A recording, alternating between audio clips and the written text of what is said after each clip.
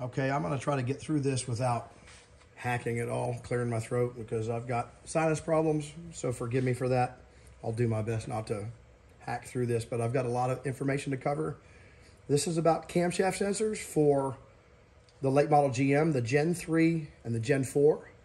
So I was dealing with a camshaft sensor problem with this particular car, and when I tested the sensor, the way I tested it, it tested good.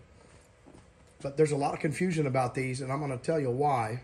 First of all, this is the bracket that goes down at the timing cover, and this end here goes, and by the way, this is non-keyed. If you look in here, I don't know if I can show it, but there's no key inside this plug, see? Whereas this plug, see, it's got a key right there, okay? And that goes into the cam sensor.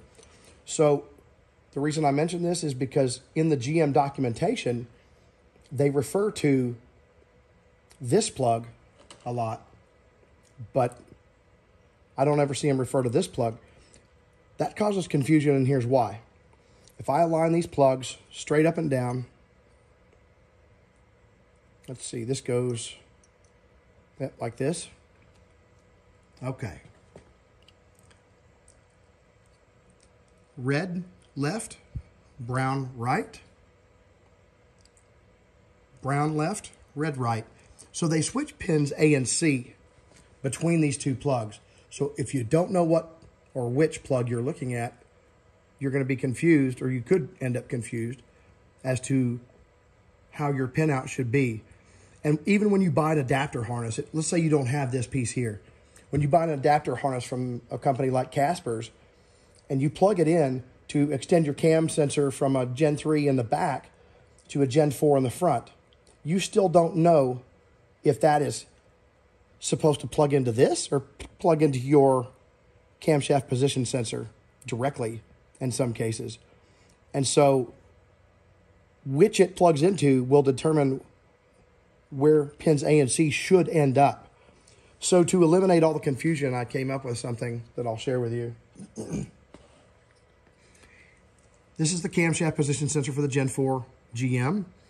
If you'll look into the bottom, and I don't think I can zoom in, but let me give it a shot. Yeah, you can see it. See on the left, that little O. In the middle, there's a minus, and on the right, there's a plus. So that means your input voltage goes on the right, your ground goes in the middle, and your signal output is on the left. So when the sensor is installed, it's bolted in like so into the cover. Actually, excuse me, like that. It points down. So looking at it from here, it's voltage on the top, ground in the center, signal on the bottom. So as long as you end up with it that way, then you're good, okay? Now, this particular sensor actually is the one that was defective. And when I tested it, I thought I tested it good. However, I didn't test it the way it should have been tested. So I ended up installing it into the car and testing it, and it failed. So here's what we need to do in order to test it. Oh, there goes that sensor. Don't worry, I've got another. Okay, basic dial caliper. You remove the sensor, and then you'll run the motor, you'll turn the motor over until you see the reluctor go high, and it will be on the left side of the hole when you remove the sensor right here, okay? Then you're gonna stick this on the edge of the hole, and then you'll put this right here at the edge of the hole, and then you'll probe this to the high spot on the cam gear for the reluctor on the cam, okay? And I measured something along the lines of an inch, say an inch 62 thou, okay? And then, grab another sensor.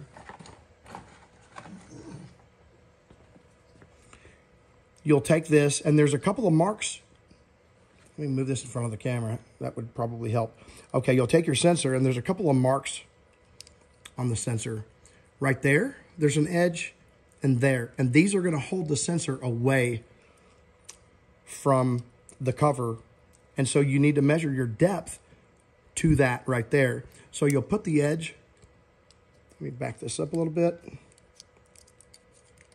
You'll put the edge of this on there, and then you'll slide this down and probe all the way to this one piece right there, and make sure it's all zeroed out. And then you look at your number. So in this case, I got an inch 17 thou. Okay, 17.5. So if I did in fact measure 1.062 and then I got 1.017, then you do some quick math and you end up with 45 thou roughly. That's a little bit high in my opinion. I actually don't know what GM spec is, but here's where my problem came with this particular sensor. When I put a piece of metal up against the sensor itself, like right up against it, like that, it would change and give me a signal. Well then, if I removed it, signal goes away.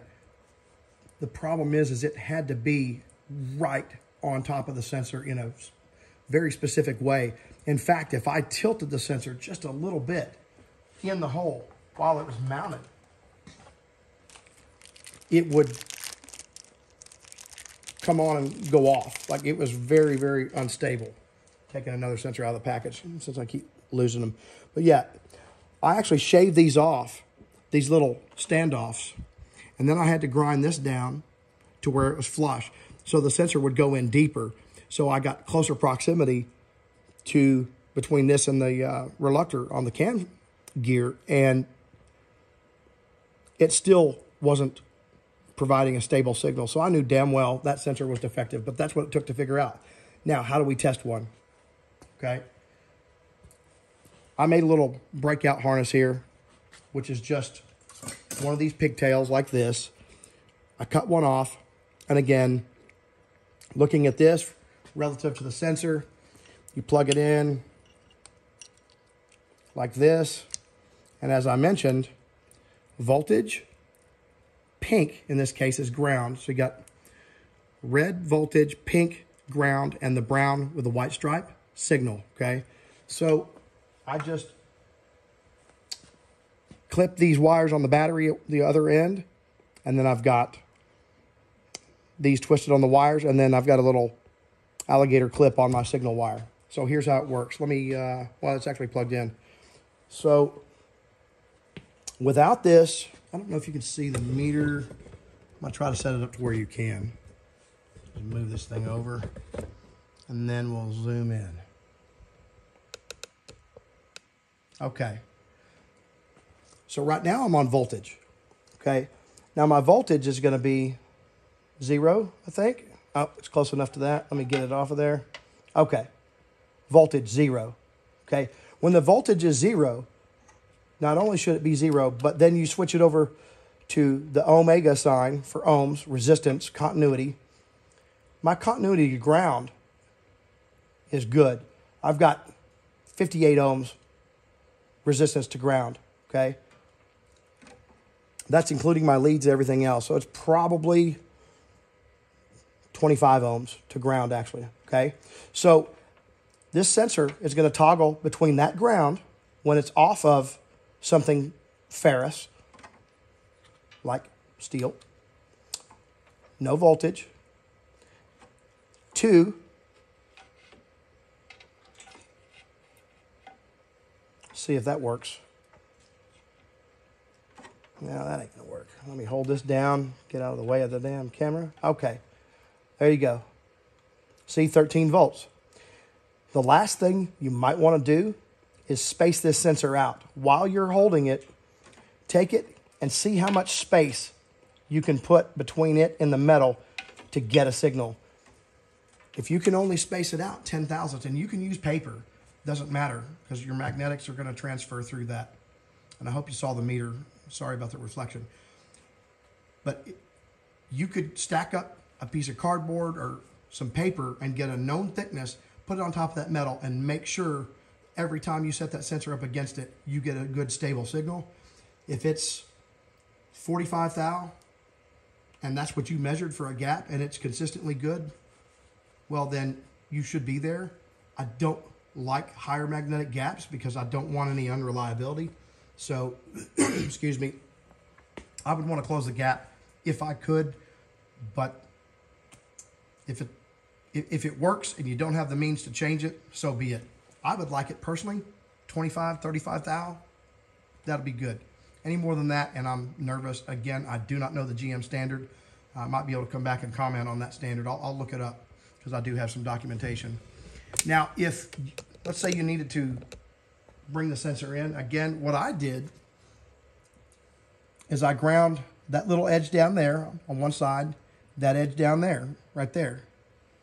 Ground that down, and then you'll have to grind this down here so it's flat, and that took off about 15 to 20 thou.